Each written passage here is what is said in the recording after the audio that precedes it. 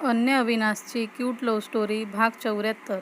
तर मित्र आणि मैत्रिणींनो, तुम्ही जर आमच्या चॅनलवर नवीन असाल तर आमच्या चॅनलला सबस्क्राईब करा आणि बेल आयकॉन प्रेस करा, जेणेकरून तुम्हाला प्रत्येक व्हिडिओची नोटिफिकेशन मिळत राहील. मागील भागात ऑफिसपासून घर अवघ्या अर्ध्या तासाच्या अंतरावर होते, पण आज प्रत्येकसं जड वाटत होतं. तो सारखा गाडीतून बाहेर पाहत होता.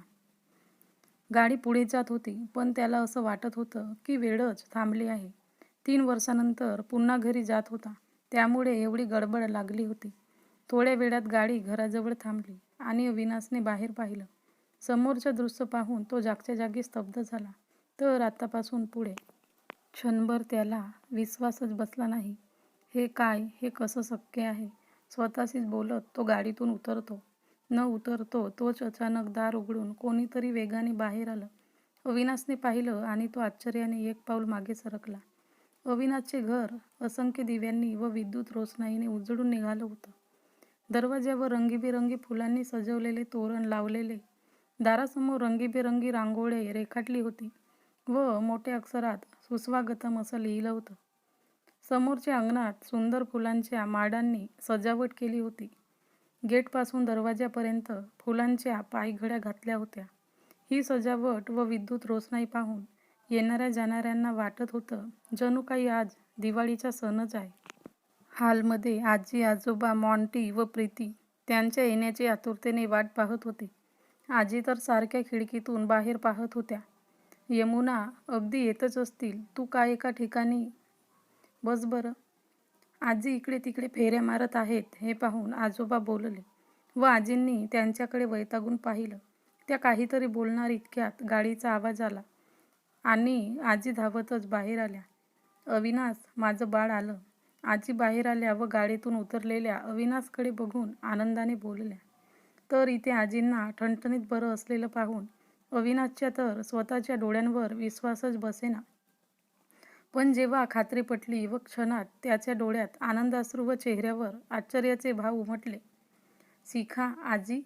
अविनाश शिखाला काहीतरी विचारायचा प्रयत्न करत होता, पण अविनाशच्या तोंडातून शब्दच फुटेना. हो भाई, आजी ठीक आहे. शिखा त्याच्या बोलण्याचा उद्देश समजून बोलली. तसा तो पडतच आजीकडे गेला व त्यांच्या गळ्यात पडला. आजी, मला माफ कर. मी तेव्हा तुला एकटीला सोडून जायला नको होतं. अविनाश रडतच बोलला. बाळा, यामध्ये तुझी काहीच चुकी नव्हती. उलट जे काही घडलं ते माझ्यामुळेच आणि मला त्याच्याबद्दल पश्चाताप होतोय. पण आता झालं गेलं सगळं विसरून आपण पुन्हा पूर्वीप्रमाणे एकत्र आनंदाने राहू. आजी अविनाशच्या गालावर हात ठेवून त्याच्याशी बोलल्या. प्रीती, पटकन आरतीचे ताट घेऊन ये. आणि मॉन्टी, तू बघत काय बसलास? फटाके लाव ना. आजोबा हसतच बाहेर आले व गडबडीने बोलले. तसा अविनाश आजोबांच्या गळ्यात पडला. आजोबा, कसे आहात? तो त्यांच्या गळ्यात पडून बोलला. पहिला तर नव्हतो, पण आता तुझ्या येण्याने ठीक चालू आहे. आजोबा हसतच बोलले आणि त्यांनी त्याच्या डोक्यावरून मायेने हात फिरवला. अरे अविनाश, तिथे काय उभा आहेस? चल लवकर, तुझ्या औक्षण करते. कधी एकदा तुला घरात येते असे झाले. तू तर असं बोलत आहेस की तो परत जाणार आहे. आजोबा हसत बोलले.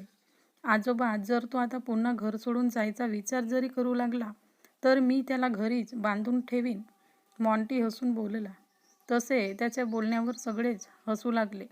बरं, आता पुरे झालं. अविनाश, इकडे ये. प्रीतीने त्याला पुढे यायला सांगितले. तसं तो पुढे झाला. प्रीतीने त्याचे औक्षण केले व त्याची नजर उतरवून त्याला आत ये म्हणून सांगितलं. तेव्हाच मॉन्टीने फटाक्यांची लढी सुरू केली. मम्मा, मला असं का वाटतंय की आज आपल्या घरी दिवाळी साजरी होत आहे? अविनाश थोडा झुकला व प्रीतीच्या कानात कुजबुजला. हो, आमच्यासाठी दिवाळीचाच सण आहे आणि तुझ्यासाठी तर डबल धमाका. प्रीती काहीशा हसून बोलल्या आणि बाकीचे सगळेच हसू लागले. अविनाशला काही समजलं नाही, पण असेल काहीतरी असा विचार करून तो देखील हसला व आतमध्ये आला. आज जवळपास 3 वर्षांनंतर तो त्याच्या घरी आलेला. त्याने एक दीर्घ श्वास घेतला. जणू काही 3 वर्षांनंतर तो आज मोकळा श्वास घेत असावा. भाई, तुला भूक लागली असेल ना? चल, मम्मीने तुझ्या आवडीचे पदार्थ बनवलेत, शिखा उत्साहाने म्हणाली. अविनाश अजूनही घरभर नजर फिरवत होता. त्याच्या डोळ्यांसमोर त्याचं संपूर्ण बालपण या घरातले प्रत्येक तरुण गेले. लहानपणी तो आजोबांसोबत अंगणात खेळायचा, आजीच्या मांडीवर डोकं ठेवून झोपायचा. मम्मा त्याला हाताने भरवायची. डॅडीच्या नजरेतील धाक व त्या पाठीमागे दडलेले प्रेम आणि मॉन्टी व सिका सोबतच्या त्याच्या खोड्या, हे सगळं पुन्हा एकदा त्याच्या मनात जागले. 3 वर्षांपूर्वीचं त्या घरातून निघून जाणं, तेव्हा हेच अंगण शांत, नीरस वाटत होतं. आज मात्र तो परत आला होता आणि घर पुन्हा जिवंत झालं होतं. तो हसला आणि सिकाकडे पाहत म्हणाला, हो, मला खरंच खूप भूक लागली आहे. मम्मी, काय केलं? तुझ्या आवडीचं सगळं. आलू पराठे, पनीर टिक्का, गुलाबजाम आणि हो, तुझा आवडता खिचडीसुद्धा. प्रीती त्याच्याजवळ येऊन प्रेमाने म्हणाली. मम्मा, तुला अजूनही माझ्या सगळ्या गोष्टी लक्षात आहेत? अविनाशने डोळे मोठे करत लहान मुलासारखा उत्साह दाखवला. अरे वेड्या, आई कधी मुलाच्या आवडी विसरते का? प्रीती त्याच्या गालावरून हात फिरवत म्हणाली. सगळे हसले आणि अविनाश सर्वांसोबत जेवायला गेला. त्याच्या डोक्यात अजूनही तो डबल धमाका काय आहे याचा विचार चालू होता. आंटी, तुमचा मुलगा घरी आला म्हणून फक्त त्याचेच लाड करू नका. आम्हीही आहोत इथे. थोडं आमच्याकडेही लक्ष द्या. मॉन्टी हसतच म्हणाला. त्यावर अविनाशने त्याच्याकडे रोखून पाहिलं. मॉन्टी, एक विचारू, डॉक्टरकडे जाऊन आलास का? नाही तर एकदा जाऊ ये. अविनाश त्याच्याकडे गंभीरपणे पाहत म्हणाला. का बरं, मला काय झालंय? मी तर ठणठणीत आहे. मॉन्टीने खांदे उडवत उत्तर दिलं. हे ऐकून सगळे हसायला लागले आणि मॉन्टी बिचारा गोंधळून सगळ्यांकडे पाहू लागला. अरे, त्याचं म्हणणं आहे की अविनाशचे लाड होताना पाहून तुझ्या पोटात दुखतंय, आजी हसत म्हणाल्या. तसं मॉन्टीने त्यांच्याकडे बारीक डोळे करून पाहिलं. अविनाश आणि मॉन्टीची टोमणे बाजी घरात नेहमीच होती आणि यावेळीही तसेच धमाल रंगली होती. अरे, मी असं कधी म्हटलं? मॉन्टीने स्वतःचा बचाव करण्याचा प्रयत्न केला. तुला काही बोलायची गरज नाही, तुझ्या चेहऱ्यावरचे स्पष्ट दिसतंय, अविनाशने मिस्किलपणे म्हटलं.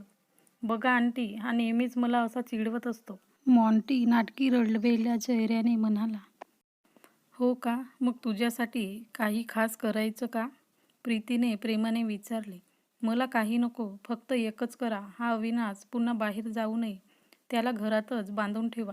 मॉन्टीने संधी साधत लगेच सांगितलं. हो मॉन्टी भाई, मलाही तेच वाटतं, शिका हसत म्हणाली. अरे, मी काय कैदी आहे का? मला घरातच बांधून ठेवा म्हणे? अविनाशने खोटा राग दाखवत विचारलं. हो, आता तू इथून पडू शकत नाहीस. आम्ही तुला इथेच ठेवणार, मॉन्टीने हसत म्हटलं. बरं, पण आधी मला खाऊ द्या, मग मी विचार करतो, अविनाश हसून म्हणाला. सगळे जोरजोरात हसायला लागले. अविनाशही आपल्या कुटुंबासोबत हे आनंदाचे क्षण एन्जॉय करत होता. पण मनाच्या एका कोपऱ्यात डबल धमाका नक्की काय आहे याची उत्सुकता मात्र त्याला स्वस्थ बसू देत नव्हती. तेव्हाच आजी अचानक गंभीर होत म्हणाल्या. अविनाश, मॉन्टी जे बोलतोय ते अगदी बरोबर आहे. आम्ही तुला आता घरीच बांधून ठेवणार, पण एका वेगळ्या पद्धतीने. वेगळ्या पद्धतीने म्हणजे काय आजी? अविनाशने गोंधळून विचारलं. तुझ्यासाठी आम्ही एक मुलगी बघितली आहे, आजी हसल्या आणि उत्साहाने सांगितलं. काय? अविनाशच्या हातातला चमचा सरळ ताटात पडला. तो जवळजवळ ओरडलाच. तितक्यात मॉन्टी आणि शिखा टाळ्या वाजवत हसायला लागले. हा आहे डबल धमाका, मॉन्टी खदखद होऊन हसत म्हणाला. अविनाशने नजरेने त्याच्याकडे पाहिलं. आजी, म्हणजे तुम्ही पुन्हा माझ्या लग्नाचा विचार करताय? पण अविनाश अडखळत बोलला. काही गोष्टी त्याला स्पष्ट सांगता येत नव्हत्या. कधी काळी याच कारणामुळे तो कुटुंबापासून दूर गेला होता, पण यावेळी तो फॅमिलीचा विचार करणार होता. थोडा वेळ शांत राहून तो म्हणाला. ठीक आहे आजी, तुम्ही विचार केला आहे म्हणजे तो नक्कीच माझ्यासाठी चांगला असेल, पण मला त्या मुलीबद्दल काहीच माहिती नाही. अरे, माहिती कशाला हवी? आम्ही सगळेच तिला ओळखतो, आजी नकळत बोलून गेल्या. अविनाशच्या चेहऱ्यावर प्रश्नचिन्ह उमटलं. काय? कोण आहे ती? त्याच्या मनाच्या कोपऱ्यात असेच आशेचे किरण उमटला. कदाचित ती अन्य असेल, पण पुढच्या क्षणी आजीचं पुढचं वाक्य त्याच्या आशेवर पाणी फेरणार होतं. अविनाश, आता मी तुला फक्त एवढं सांगू शकते की ती मुलगी आम्हा सर्वांसाठी खूप खास आहे. तिचं पाऊल आपल्या घरात पडलं आणि घरावरील सगळी संकटं दूर झाली.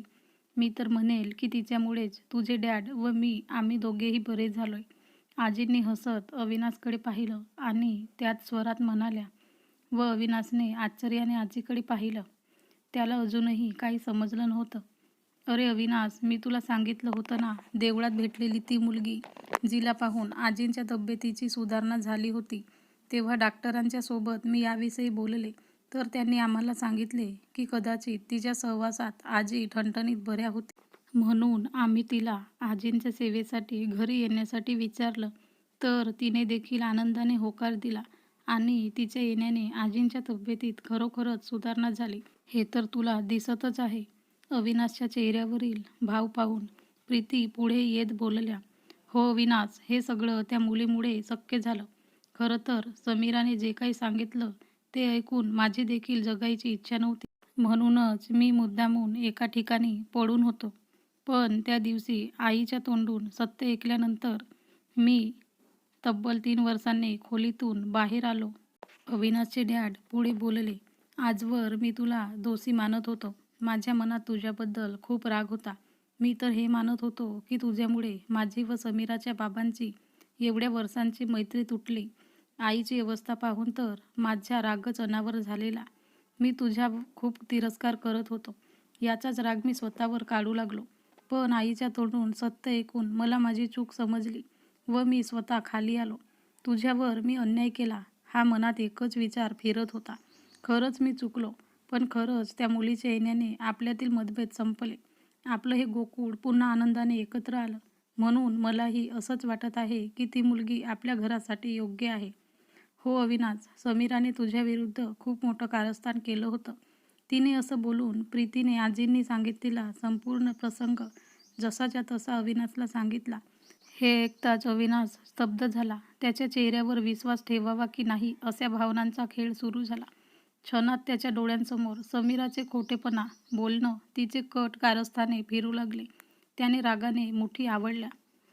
तर मित्रांनी मैत्रिणींनो, पुढे काय होईल तर ऐकत राहा ही कथामालिका. आणि तुम्ही जर आमच्या चॅनलवर नवीन असाल तर आमच्या चॅनलला सबस्क्राईब करा आणि लाईक शेअर करा.